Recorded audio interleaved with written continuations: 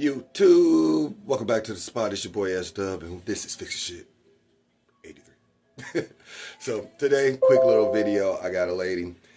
She said her grandbabies was at the spot and they damaged a couple of her outlets. So I'm just swapping some outlets. She sent me a picture. They look like two wire. There's no third prong for the ground. So it's probably gonna be really quick. So let's get it.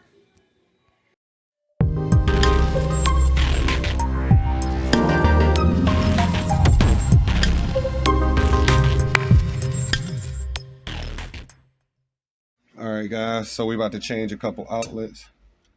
So we're killing the power. It's not labeled, so we're killing everything.